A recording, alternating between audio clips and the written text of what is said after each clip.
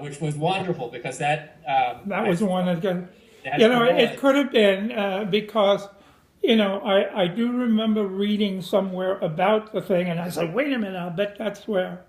Yeah. So it could have been. And, I'll send you a photo. I found a photo of the, of the factory in 1860 when he would have started. okay, When Henry's father, Hugh, Hugh, right. would have been working there. He moved the family from New Haven, New Haven, yeah. to the Spuyten Duyvil area of the Bronx, somewhere in the 1867, 68 period of time, right around the, well, actually a little bit early, right around in the midst of the Civil War. Okay, yeah. They were making cannons. Cannons for the war, and I think that's why he didn't go. Because most of the Irish immigrants all went in the army.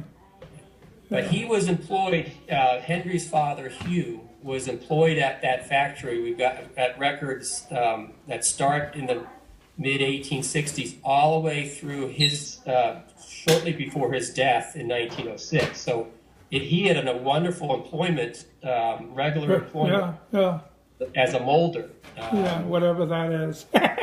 Yeah. Yeah, they actually, it's the, they make the molds that the iron, the molten iron is poured into. Really? Oh, okay. Right. That makes sense when you say, you know, when you have a mold. Right. You don't think of a mold for somebody with a, you know, with an iron rail or whatever else it is. Right. Yeah. Yeah. And then Henry actually was, I guess, worked at the foundry up until 1899, and then he's listed as a driver, an express driver, a wagoneer. Okay, and that's when I think, I mean, I think they probably simplified it for your dad and I. Right, I mean, because I was, as I said, I was like 10, and Joe was 2 years older, and so he was 12, so a simple answer was what we got. Right, exactly. And it seems like his later years, Henry worked at as a guard at a various banks. I got that that's the first I've heard of that. Yeah, yeah. I'd never heard of that.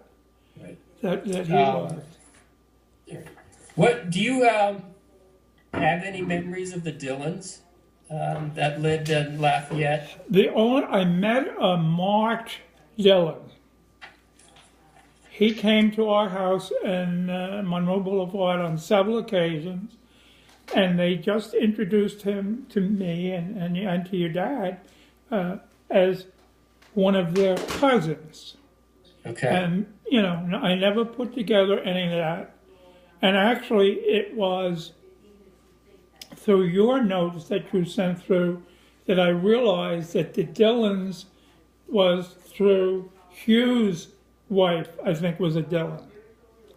Yes, Rose Dillon. Right. Exactly. And that's the branch, and that's where the Dillons, and that's the only thing I only knew I met him, and he was a cousin. And right. In fact, I think Robert said, and I'm not sure of this, that Mort Dillon was his godfather. That's absolutely right. Yes. Okay, you knew that. Right. Yeah. And Rob told me the same thing, and his name is actually Martin. Yeah, but you know, it's like everybody, you know, you use your abbreviated names. I mean, exactly. But he lived till 1966. I lost all contact with them when they stopped coming. I just do remember them coming to the house, and they used to play horseshoes in the backyard. Okay, and I'm sure you probably don't have a memory of his face, but there's one photo that I'll send to Steve that I think it may be Martin Dillon or one of the Dillons. Okay, well, I would certainly look at it. I don't know whether I would really recognize it because, you know, we're going back a long ways. Right, I know. It may, you may spark it or it may not. No. Well, that's it. No, I'd like to look at it because it could. Because he came to the house at least probably 4 or 5 times. Okay. Okay. And at least apparently when I at was one there. point, the Dillons and the McCauleys lived with only a few houses apart on Lafayette Okay. Boulevard. The Dillons lived at 359, and the McCauleys, if I remember, lived at 337. Okay. And so for about a couple decades, those families were We're very close together. very See, I close. never knew anything about that Lafayette house until reading your material. Right, because your dad left there right around, went to Lincoln Avenue right around the time of my dad's birth, it seems like. Well, Mom and Dad got married and they moved to Lincoln Avenue. Where Dad was living before that, I don't know. He's listed at 337 with the rest of the family, with Henry and And that was Lincoln Avenue? No, so Okay. yeah. Lafayette. Okay, well then that was it. I never knew any. The earliest I remember and was obviously when Mom and Dad got married. That's where their first place was Lincoln Avenue, and it was right on the border of Brooklyn and Queens. Right. And we have photos of that's when your dad started taking a lot of I have some more photos of both your dad and myself in Lincoln Avenue. If you ever want them, I'll send them to you. Yeah, or we'll have Steve scan them. I'll talk. There's a way. Okay, I will get them out to him then. There's quite a few of them, and excuse me, you might want to but I mean, it's an early history because they moved out of Lincoln Avenue, I'm going to say 1935. That is correct. Yes. So your dad, as you know, kept lots of records. So. Oh, really? Okay. Well, see, I'm just going back. I'm just putting together because they didn't move in.